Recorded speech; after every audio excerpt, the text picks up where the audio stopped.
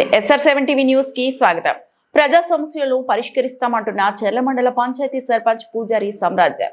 భద్రాద్రి కొత్తగూడెం జిల్లా చర్ల మండల కేంద్రంలో గల మేజర్ పంచాయతీ నందు 90 రోజుల పరిపాలనపై గ్రామ సభ నిర్వహించడం జరిగింది. ఈ సభలో పలు అంశాలపై ప్రజా సమస్యలు పరిష్కరించే దిశగా ప్రణాళిక రూపొందిస్తామని, ప్రజలకు ఎటువంటి ఇబ్బందులు లేకుండా ప్రజా పాలన కొనసాగించడమే పంచాయతీ అధికారులుగా మా కర్తవ్యం అంటూ సర్పంచ్ పూజారి సామ్రాజ్యం అన్నారు.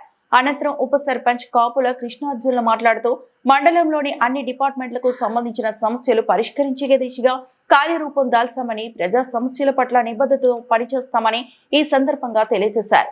ఈ కార్యక్రమంలో మండల ఎంపీడీఓ ఈదయ్య, మేజర్ పంచాయతీ కార్యదర్శి టి సురేష్ మరియు పంచాయతీ సిబ్బంది తదితరులు పాల్గొన్నారు. Reporting by SR7 TV news desk.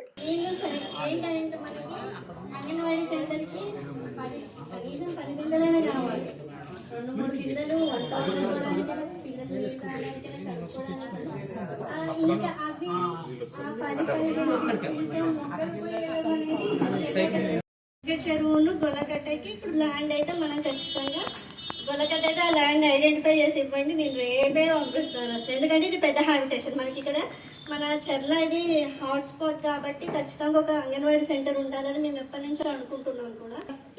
First ప్రయారిటీలో అదే పెడతాము గొల్లగట్ట. వెంకట చెరువు క్లియరెన్స్ తెచ్చుకుంటే మేము అదే ఉన్నట్లయితే మనం చాలా చెప్పవలసినవి ఉన్నాయి. అలాగే ఇరిగిన పోళ్ళు, వంగిన పోళ్ళు, ఇలాంటివన్నీ చాలా ఉన్నాయి.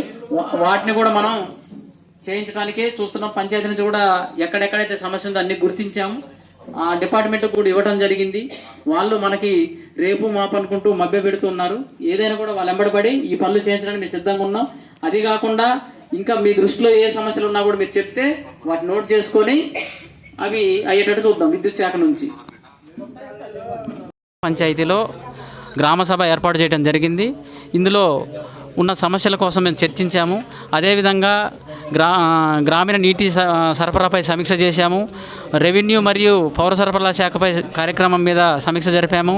రోడ్డు భవనాల శాఖ మరియు మహిళా శిశు సంక్షేమ శాఖ కార్యక్రమాలపై, అటవీ సంరక్షణ, పశు సంవర్ధక శాఖ మీద మరియు వ్యవసాయ కార్యక్రమాలపై, వైద్య మరియు ఆరోగ్య కార్యక్రమాలపై, విద్యా కార్యక్రమాలపై మరియు విద్యుత్ శాఖ, ఉపాధి హామీ కార్యక్రమాలపై సమీక్ష నిర్వహించడం జరిగింది. అదేవిధంగా మండల ఇంజనీరింగ్ శాఖపై, రోడ్లు రవాణా శాఖ, సెర్పు కార్యక్రమాలపై, ఎక్సైజ్ శాఖపై, సాగునీటి పారుదల శాఖపై, చిన్న నీటి పారుదల శాఖ మరియు అదేవిధంగా జనరల్ అంశాలపై కూడా ఇవాళ చర్చించడం జరిగింది. ఈ ఏవైతే సమస్యలు మా దృష్టికి తీసుకొచ్చారో ప్రజలందరూ వాటినన్నింటినీ త్వరితగతిన